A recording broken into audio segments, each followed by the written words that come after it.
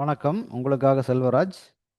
இந்த பதிவு ஒரு பயிற்சி நோக்கத்துக்காக மட்டும் தான் கொடுக்கப்படுது. அதனால இதையே ரெக்கமெண்டுக்கு யூஸ் பண்ணாதீங்க. பயிற்சிக்கு மட்டும் பயன்படுத்துங்க. வாங்க சேனலுக்குள்ள போலாம். இது பார்த்தீங்கன்னா, நம்மளோட யூடியூப் சேனலு. இதில் டெலிகிராம் லிங்க் கொடுத்துருக்கேன். இந்த லிங்க் பயன்படுத்திக்கங்க. உங்களுக்கு நிஃப்டியோட லைவ் அப்டேட்ஸ் காலையில் மார்னிங் வந்துட்டே இருக்கு. உங்களுக்கு ட்ரேடிங்கோட சப்போர்ட் பண்ணும். அடுத்தது பார்த்தீங்கன்னா, புதுசாக உள்ள மார்க்கெட்டுக்குள்ளே வர்றவங்க பார்த்தீங்கன்னா, இந்த புதியவர்களுக்காக ஃபார் பிகினர்ஸ்னு கொடுத்துருக்கேன். இந்த ப்ரோக்ராம்ஸ் ஃபர்ஸ்ட் பாருங்கள். இதில் 13 வீடியோ இருக்கும். ஒன் பை ஒன்னாக ஸ்கிப் பண்ணாமல் நிதானமாக பாருங்கள். நம்மளுடைய கோர் கான்செப்டை முழுமையாக அதில் கொடுத்துருப்போம். இதை வச்சு தான் மற்ற அத்தனை வீடியோவுமே நம்ம கொடுத்துருக்கோம். இதை முழுமையாக பார்த்துட்டு அப்புறம் ஒன் பை ஒன்னாக டெய்லி கொடுக்குற அப்டேட்டை ஃபாலோ பண்ணி பாருங்கள். உங்களுக்கு பயிற்சி பண்ணுறதுக்கு ஈஸியாக இருக்கும். ஆல்ரெடி ட்ரேட் பண்ணுறவங்க தவறாமல் பார்க்க வேண்டியது மட்டும் பாருங்கள். இதில் நம்மளுக்கு trend, support, resistance, trend line மூணையும் கொடுத்துருக்கேன். இதுகள் நீங்கள் பார்த்து ப்ராக்டிஸ் பண்ணிங்கன்னா உங்களுக்கு பர்ஃபெக்டாக ஒர்க் ஆகும். ஆல்ரெடி நீங்கள் ட்ரேட் பண்ணிட்டு இருக்கனால ஈஸியாக அது புரிஞ்சுக்க முடியும். ரொம்ப எளிமையாக இருக்கும். சப்போர்ட் ரெசிஸ்டன்ஸ் நம்ம கடந்து வந்திருப்போம். இதெல்லாம் ஒர்க் அவுட் ஆகுமான்னு, ஆனால் இது பர்ஃபெக்டாக ஒர்க் ஆகும். செக் பண்ணி பாருங்கள். வாங்க வீடியோக்குள்ளே போகலாம்.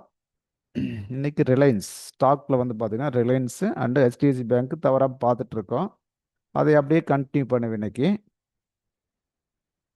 என்ன பண்ணியிருக்குன்னு பார்த்தீங்கன்னா, ஒன்றும் மார்க்கெட்டில் ஒன்றும் மூமெண்ட் இது பண்ணல. இங்கே பார்த்துக்க, நேற்று காலையில் ஓப்பன் ஆன உடனே கீழே வந்தாச்சு.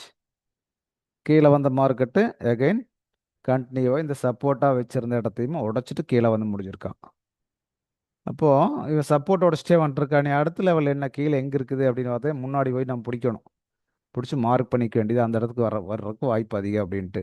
இப்போ மேலே இருக்கிறதெல்லாம் நம்மளுக்கு தேவையான, இதெல்லாம் ஒவ்வொன்றும் தேவையில்லை. அப்படியே அழிச்சுப்போம், இதெல்லாம் அழிச்சிடலாம். இது தேவையில்லை. இப்போ இது இது பிரேக் பண்ணிட்டதுனால இது கூடவே தேவை இருக்காது நம்மளுக்கு. வேணா மேலே ஒன்று, இது ஒன்று, கீழே ஒன்று சப்போர்ட்டு கொண்டு வந்துக்கலாம். 5 மினிட்ஸில் பார்க்கலாம். இது ஏதாச்சும் வாய்ப்புகள் கொடுத்துருக்கா அப்படின்னு பார்ப்போம்.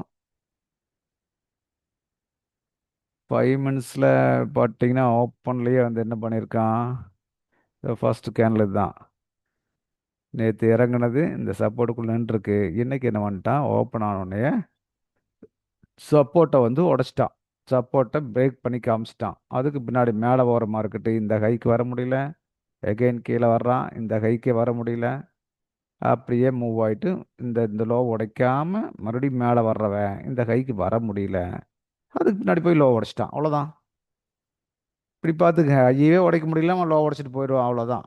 பாருங்க, இது லோ, மேலே இது ஹை. ஹைக்கு மேலே மறுபடியும் ட்ரை பண்ணுறான். ஹையை உடைக்க முடியல, கீழே வந்துட்டான். ஏன்னா ட்ரெண்டு, செல் ட்ரெண்டு, டவுன் ட்ரெண்டுங்கிறத நம்ம அண்டர்ஸ்டாண்ட் ஃபர்ஸ்ட் பண்ணிக்கணும். இதுக்கு தகுந்த மாதிரி தான் ட்ரேடை கட்டமைக்கணும். நிஃப்டிலையும் அதுதான். நீங்கள் எதில் பார்த்தீங்கன்னாலும் இதுதான் நடக்கும். மாற்றி ஒன்றும் நடக்காது. அதனால இதை ஃபாலோ பண்ணுங்கள்.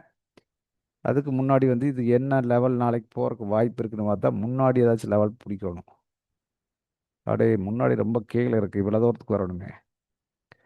பார்த்தீங்கன்னா இந்த இடத்துக்கு அவன் சொல்கிறான் இவ்வளோ தூரம். இங்கே பாருங்க, ஃபஸ்ட்டு இந்த லெவல், இந்த லெவல் வரைக்கும் ஃபஸ்ட்டு வரணும். இப்போ இடையில ஏதாச்சும் பிரேக் பாயிண்ட் இருக்கா அப்படின்னு கேட்டிங்கன்னா இடையிலலாம் ஒன்றுமே இல்லை.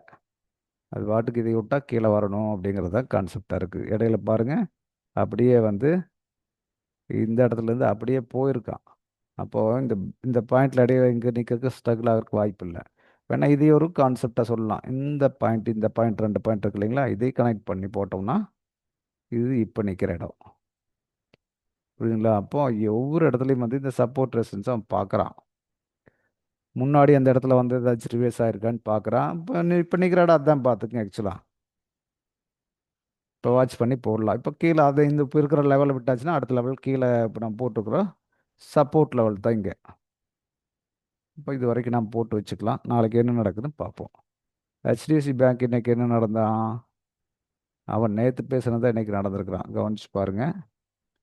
நேற்று மார்க்கெட் என்ன எங்கே முடிஞ்சிருந்தான்னு கேட்டிங்கன்னா இங்கே முடிஞ்சிருந்தா. ஆக்சுவலாக இன்னைக்கு ஓப்பன் ஆனோன்னா கீழே வந்துட்டு கூட மேலே போகலான்னு பேசியிருந்தோம். அதாவது மிடில் நின்றுருக்கான். ஓப்பன் ஆனோன்னா கீழே வந்துட்டு கூட மேலே போகலான்னு பேசியிருந்தோம். இன்றைக்கி அதே தான் நடந்திருக்கான். ஓப்பன் ஆன ஸ்பேட்டில் கீழே வந்துட்டு ரெசிஸ்டன்ஸுக்கு போயிட்டான். இது பாருங்கள், ரேஞ்சு பாருங்கள், இதுதானே ரேஞ்சு. அந்த ரேஞ்ச் உடைக்க முடிஞ்சிருக்கான்னு பாருங்கள். அந்த ரேஞ்சு தொட்டு போட்டு மேலே போயிட்டான். அவ்வளோதான். ரேட் பாருங்கள், 921 சம்திங் இருக்குது இந்த இடம். அந்த இடத்த தொட்டுட்டு மறுபடியும் ரெசிஸ்டன்ஸ் பாயிண்ட்டு 933. அவ்வளோதான். மாற்றி மாற்றி இதுதான் நடந்துட்டு இருக்கான். இது 5 மினிட்ஸில் பாருங்கள் உங்களுக்கு சப்போர்ட்டை எப்படி கொடுத்துருக்கான்னு. 5 மினிட்ஸில் ட்ரேடுக்கு எப்படி நம்மளுக்கு ஆப்ஷன் கொடுத்துருப்பான்னு பார்ப்போம். பாருங்கள் எத்தனை இடத்துல தொட்ட இடம் கவனிச்சு பார்த்தீங்களா? 5 மினிட்ஸில் எடுத்துட்டிங்கன்னா அழகாக வந்து உங்களுக்கு தெரியுது. அப்படியே தொட்டுட்டு போயிருக்கு. இன்னைக்கு எந்த இடம் தொட்டிருக்கான்? இது டுடே, இன்னைக்கு ஓப்பன் இதுதான். அப்படியே டக்கு டக்கு டக்குன்னு கீழே வந்தான். எங்கே உதவி வந்திருக்கான்? கரெக்டாக இந்த பாயிண்ட்டை பிடிச்சிட்டு திரும்பி ஓடினவன் தான் மேலேயே போயிட்டான். இப்போ நம்ம இங்கே பர்ச்சேஸ் பண்ணியிருந்தா கூட இந்த இந்த இடத்தையே டார்கெட் வச்சுட்டு கூட நான் வெளியே வந்திருக்க முடியும். வெளியே வந்திருக்கலாம். அடுத்தது வந்து பார்த்தீங்கன்னா ரெசிடென்ஸ் ஏரியாவுக்கு போயிட்டான். உள்ளேயே போயிட்டான். ரெசிடென்ஸ் ஏரியாங்கிறது என்ன? இதெல்லாம் சேர்ந்த ஒரு ஏரியா. கரெக்டுங்களா? அதே இடத்துல தான் போய் டச் பண்ணியிருக்கான். நேற்று எங்கே தொடங்கினானோ அங்கே தான் இன்னைக்கு முடிச்சிருக்கான். இதை தாண்டி மார்க்கெட்டில் ஏதாச்சும் நடக்குதா பாருங்க, ஒன்றும் நடக்கிறதில்ல. நேற்று என்ன பண்ணியிருந்தான்? இங்கே ஓப்பன் ஆகி இந்த ரெசிஸ்டன்ஸ் பாயிண்ட்லேருந்து சப்போர்ட்டுக்கு வந்துட்டு மறுபடியும் இடையில போய் முடிச்சிருந்தான்.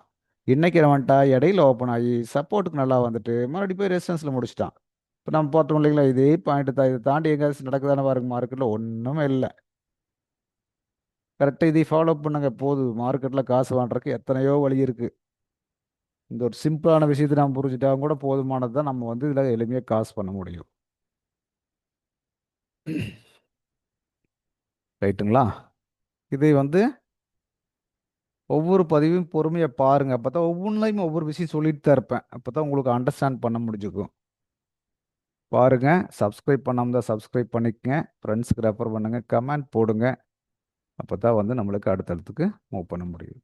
இங்கே பாருங்கள், இந்த லெவல்களில் பார்க்கணும். இறங்கி வர்ற லெவல்களை பார்க்கணும். மேலே போய் போய் எப்படி வருது, ஸ்டெப்ஸ் வந்து இப்போ எப்படி ஹை உடைச்சிட்டு போகுது அப்படிங்கிறத பாருங்கள். இங்கேருந்து போயிட்டு இந்த இந்த இடத்துல ஹையை உடைக்க முடியாமல் திணறாங்க போதே மார்க்கெட் கீழே கொண்டு வரான்னு அர்த்தம். இங்கே என்ன பண்ணுது? அப்படியே மேலே போயிட்டா இந்த ஹையை உடைச்சிட்டான். உடச்சுன பாருங்க, கீழே வந்து மேலே போய் அப்படியே போயிட்டுருக்கேன். இப்படி போகிறது அப்படியே கண்டினியூட்டி ஆகிட்டு இருக்கான். இது எப்படி போகுதுங்கிறத ஒவ்வொன்றா பார்க்கணும். அப்போ தான் வந்து மார்க்கெட்டில் நம்மளுக்கு ஐடியா கிடைக்கும். ரைட்டுங்களா? அடுத்த பதிவில் பார்ப்போம்.